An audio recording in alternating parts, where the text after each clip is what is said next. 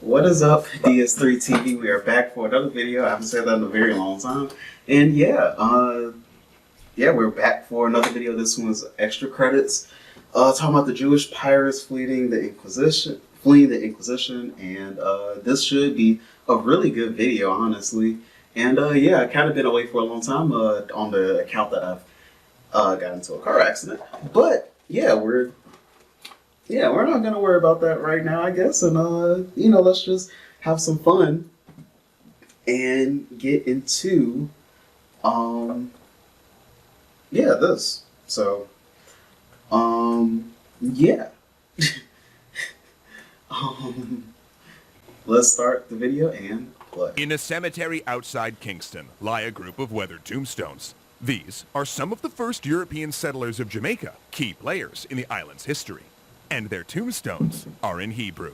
They're part of a generation of Spanish and Portuguese Jews who lived in secret, hunted by the Inquisition, who'd had their bodies broken and their property confiscated by the church. And when their homeland expelled them in 1492, they traveled to anywhere that would have them. To the Netherlands, the Ottoman Empire, and even here at the edge of the known world. Many of these expelled Jews were maritime traders, skilled in sailing, navigating, and cartography. Tools they quickly turned towards serving their new governments, wresting back their stolen fortunes, and getting the one thing they desired from Spain the most: revenge. Because above the Hebrew lettering, these tombstones carry another mark: the skull and crossbones. Oh, that showed that they were the pirates.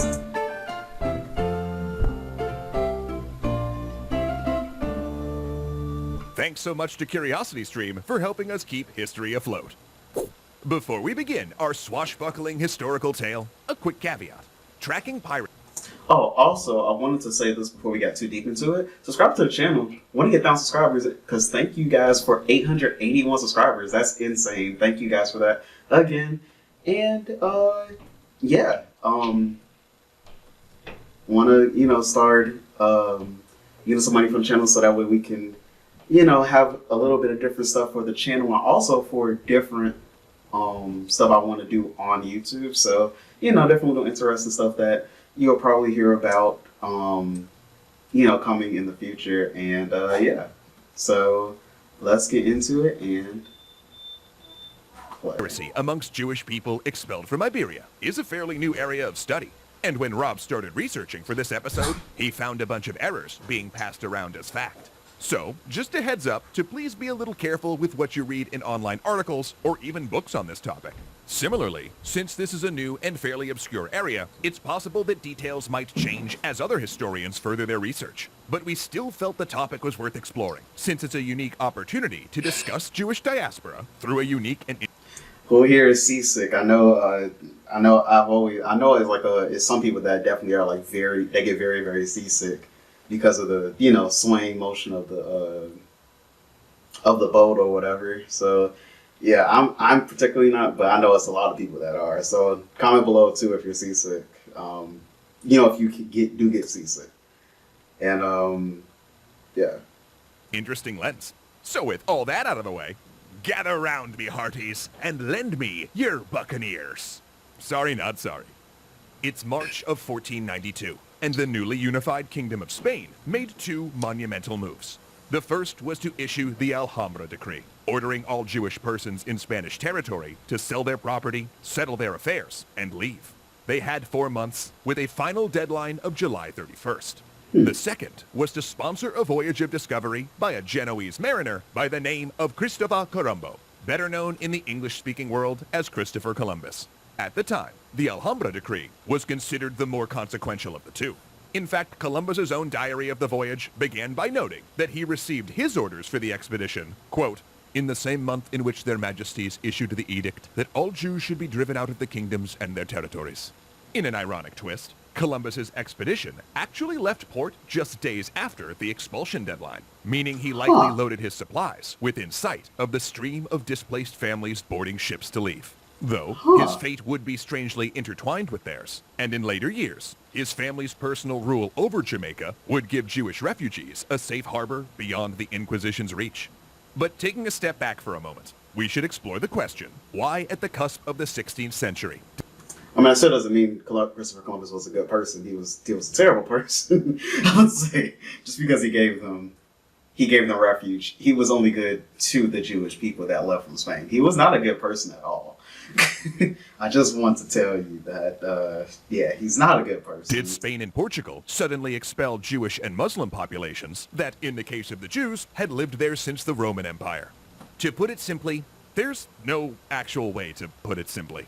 In fact, historians still debate which of the host of reasons played the biggest role and what the crown's motives were. But at its most basic, it was about the Spanish co-monarchs, Ferdinand and Isabella, trying to create a sense of national unity through religion. See, until 1479, what we now know as Spain was actually three kingdoms: Castile, Aragon, and Granada, the last of the Islamic kingdoms in Iberia. Why does he say Aragon like that? He said Aragon. I don't know. It just kind of was weird because how everybody else says it is Aragon, and he just says it Aragon. But then when the heirs of two of those kingdoms, Ferdinand My point is, it sounds like Oregon. and Isabella, married and eventually inherited the separate thrones, they dynastically unified the Kingdom of Spain. Then in January of 1492, they managed to finally capture Granada and complete the Reconquista, a multi-decade project of reconquering the Islamic kingdoms of Iberia. But this presented what they saw as a problem. Due to the long history of Iberia, their kingdom now contained a large number of Jews and Muslims, people they'd specifically promised not to persecute when they took Granada. Complicating this issue was a large number of Jews who had converted to Christianity, the conversos, or New Christians. Many of these were legacies of anti-Semitic massacres that swept Spain in 1391, when mobs rampaged through Jewish communities, murdering any who refused to be baptized, and forcing 200,000 Jews to convert, leaving only 100,000 practicing Jews in Spain. Some conversos genuinely considered themselves Catholic after a few generations, while others identifying as Christian still kept ties to the Jewish community or cultural practices. And a minority became what were called Marranos, or in modern works, crypto-Jews, people who appeared to convert but continued to practice Judaism in secret. And finally, there was also the Moriscos, or Muslim converts. Now, at the beginning of their reign, Ferdinand and Isabella viewed themselves as protectors of the Jews, pushing forward policies meant to shield them from mobs of Catholics whipped up by anti-Semitic preachers. But their policies amounted to keeping the Jews safe by also keeping them separate. Heavily Jewish districts, not exclusively Jewish before, became ghettos with curfews. Jews were barred from certain trades, had to wear visual signifiers of their status, and could not hold office over Christians. Oh, so almost like what happened a lot of time later. I'm trying to think of how many centuries that is. What, 500 years later? Because I'm like, yeah, that's about what 400 to 500 years later with Hitler and how he transformed them into ghettos and told them to get out and stuff like. Basically, it was basically that just earlier. See, this actually shows a lot that history repeats itself a lot. The idea was to make life as a Jew so difficult, they would convert. But what really concerned the crown were the conversos, the new Christians. Ferdinand and Isabella constantly worried that the Jews, or the crypto-Jews, were, in the terms of the time, Judaizing these new converts, causing them to return to their old beliefs. Though even secure converts were not safe from periodic massacres. For example, in 1473, a girl of a wealthy converso family disposed of some water out a window and splashed a sculpture of the Virgin Mary, triggering days of rioting and murder. Despite this, many Jews and conversos had a thriving middle class, and even some served in the court.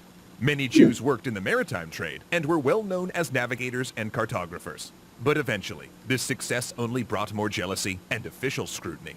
To inquire into the spiritual health of these conversos, in 1478, Ferdinand and Isabella appealed to Pope Sixtus IV to open an inquisition, a type of temporary trial by questioning body meant to root out heresy and convince those with wayward beliefs to confess and rejoin the church.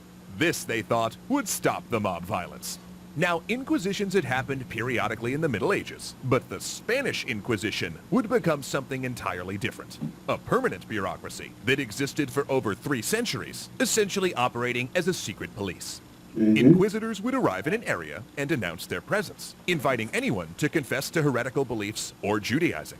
They'd also collect secret denunciations against members of the community, make arrests based on them, and hold the accused for months or even years, during which time the accused was supported by the revenue of their property, which the Inquisition also seized. Then followed a trial, which might involve judicial torture and a sentencing. A conviction could mean imprisonment, years below deck in a slave galley, or participation in an auto da fe, a grotesque public execution ritual where the convicted were paraded in ceremonial clothing before, in the best case, repenting, or in the worst case, being strangled or burned at the stake. In other words, Jews couldn't win. If they were openly Jewish, they risked being murdered by a mob, and if they did convert, the Inquisition could arrest, torture, and execute them on the flimsiest of evidence. And then in 1492, the Grand Inquisitor convinced Ferdinand that having Jewish communities living openly in Spain was just too big of a temptation for the conversos, so all of the Jews and Muslims would have to go. Which circles us back to the Alhambra Decree. 4 months to either convert or leave Spain. And the Jews leaving would have to sell all of their property. But then because it was forbidden to export gold, silver, horses, or arms, in these transactions, they would have to accept other merchandise or bills of sale that might not be accepted elsewhere. Many lost everything, either from being swindled on their way out or robbed by ship captains. Lines of weeping families jammed the roads to the ports. But where would they even go? England and France had already expelled their Jews, and Poland was a perilous voyage away. So many, rejected by Catholic Spain, turned to the relative tolerance of the Ottoman Empire, the Netherlands, and as soldiers and settlers at the edge of the Spanish Empire, where these abused, disaffected sailors and merchants could live in a measure of safety while turning their skills toward a new goal, making the Spanish pay. So set sail with us next episode, where we'll meet the Jewish pirates who teamed up with the Ottomans to battle Spain for control of the Mediterranean. We'll walk the decks with Sinan Reis, or Sinan the Chief, who served as the right-hand man to the infamous corsair Barbarossa, and meet Samuel Palachi, a rabbi who took to the sea to become a diplomat, spy, and illustrious pirate. Till then, though, see you on the horizon. That's a pretty good one, honestly. It's a lot of stuff. Because it's the ad. Okay. But, yeah. That was pretty good. Talk to you guys in the next video. Gonna try to stream some more this week. Excuse me. But yeah. Subscribe to the channel. Want to get 1,000 subscribers by my birthday, September 13th. And also, comment any videos that you want me to react to down below in the comment section down below. This one might have been a video that somebody wanted me to react to. I don't know. It's been a long time since I've actually have reacted to a video. So yes, if it is, this is your shout out. If it wasn't and I just chose this, then this is something I chose. It's fine. But yeah. So yeah, so talk to you guys in the next video, and peace.